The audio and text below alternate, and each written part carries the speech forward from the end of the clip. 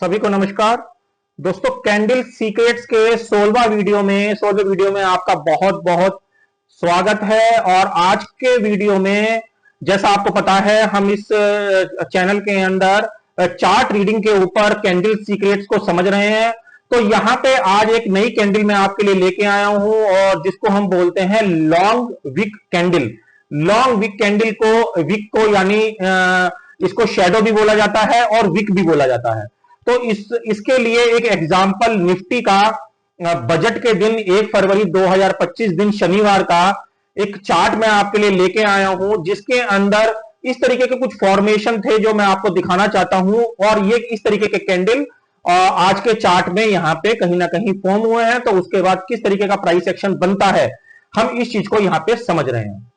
आप यहां पे देखेंगे कि ये दो कैंडल आपको यहां पे पूरी तरीके से आपको विजिबल हो रहे होंगे। ये वाले दोनों कैंडल, ये वाले जो मैंने देखिए यहां पे रेड कलर के बॉक्स के अंदर यहां पे आपको शो करें। आप येलो कलर का बॉक्स मान लीजिए, ये वाले दो कैंडल।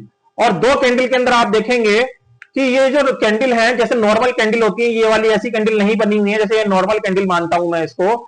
और ये जो दो कैंडल है, एक ये कैंडल एक ये वाली कैंडल, तो इसके अंदर आपको देखिए दो लंबी लंबी सी लाइन दिख रही है दो लंबी लंबी लाइन। और ये हो गई इनकी बॉडी। ये जो बीच का हिस्सा होता है इसको हम बॉडी बोलते हैं। ये वाला जो बीच का हिस्सा होता है इसको बॉडी बोलते हैं। जो नीचे का हिस्सा होता है इसको लो बोला जाता है। और जो हाई, ये जो ऊपर का हिस्सा होता है इसको टॉप माना जाता है, यानी हाई। ये इसका हाई है और ये इसका लो है। ये क्या है? इसकी बॉडी।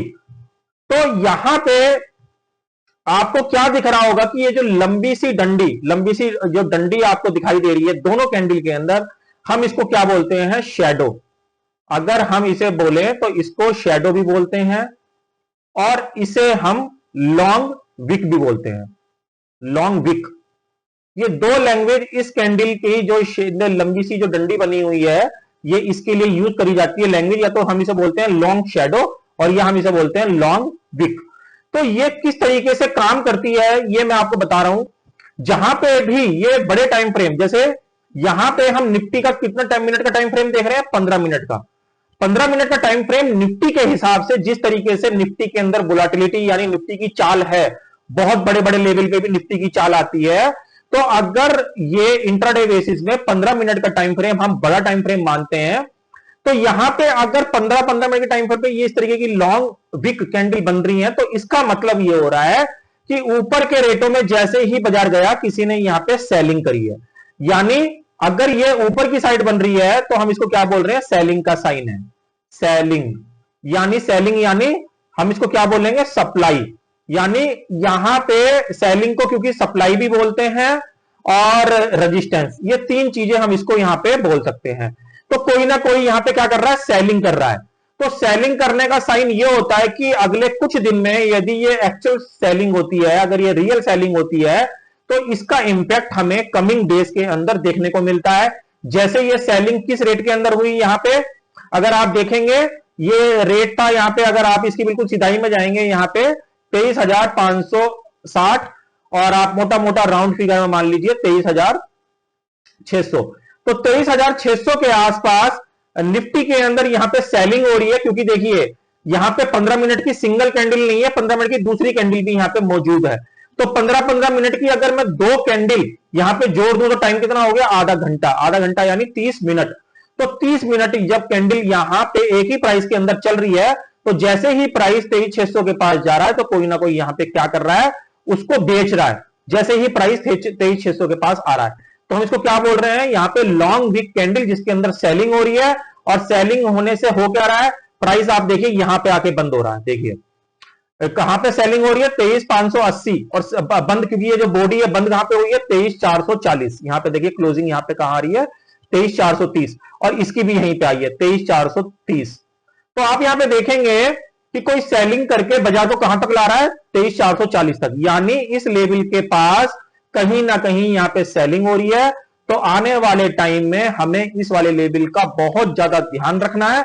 और हमको क्या करना है कि इस लेवल के पास हमको कोई भी बाइंग की पोजीशन अपनी नहीं रखनी है। जब भी बाजार यहां पे जाए, या तो हमें यहां पे फ्यूचर बेचना है या हमें यहाँ पे पुट लेनी है, या हमें पास कोई डिलीवरी पड़ी है किसी भी स्टॉक्स में कर रहे हो, इंडेक्स में कर रहे हो किसी भी चीज में, तो हमको यहाँ पे वो उसको बेचना है, कुल मिला के हमको यहाँ पे लेना नहीं है।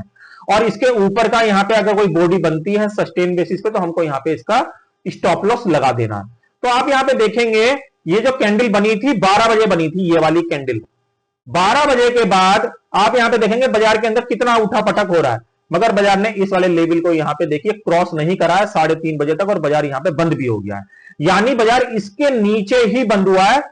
और इसका एक साइन ये भी होता है कि यदि बाजार इस वाले लेवल के ऊपर सस्टेन हो गया तो बाजार के अंदर अगेन तेजी आ जाएगी, और बाजार अगर इसके लो यानी इसके नीचे यहां पे कोई भी सस्टेन कर गया तो यहां पे बाजार में अगेन यहां पे मंदी आ जाएगी नीचे के लिए। तो इस तरीके से हम आने वाले दिनों में बाजार को देखते हैं, यानी इसके हाई और इसके लो को, क्योंकि इसका हाई और लो पूरी तरीके से एक इंपॉर्टेंट रोल अदा करता है। अपना हाई उसका बहुत इंपॉर्टेंट हो जाता है और उसी कैंडल का लो बहुत इंपॉर्टेंट हो जाता है। अगर हाई के ऊपर सस्टेन करता है कंटिन्यू आने वाले दिनों में तो बाजार अगेन तेजी का रुख ले सकता है, और अगर बाजार लो के नीचे सस्टेन कर जाता है तो बाजार मंदी का रुख ले सकता है। हम इस तरीके की कैंडल को इस तरीके से बाजार के अंदर देखते हैं, और मैंने इसका डिटेल आपको बताया कि ये कैंडल किस तरीके से ट्रेड करनी है। ये कैंडल देखिए 1 मिनट के टाइम फ्रेम पे भी बन सकती है, 2 मिनट के टाइम फ्रेम पे भी बन सकती है, मगर इतनी वैल्यू इनकी 1-2 मिनट के टाइम फ्रेम पे नहीं होगी, जितनी बड़ी वैल्यू इसकी मिनिमम की बात कर रहा हूं 15 मिनट के टाइम फ्रेम पे होती है। 15 मिनट से ऊपर के जो भी टाइम फ्रेम होंगे सबके ऊपर इसकी वैल्यू बराबर मात्रा में मानी जाएगी, चाहे वो टाइम फ्रेम फिर 30 मिनट का हो, चाहे 1 घंटे का हो, और चाहे 1 दिन का हो, और चाहे वीकली हो।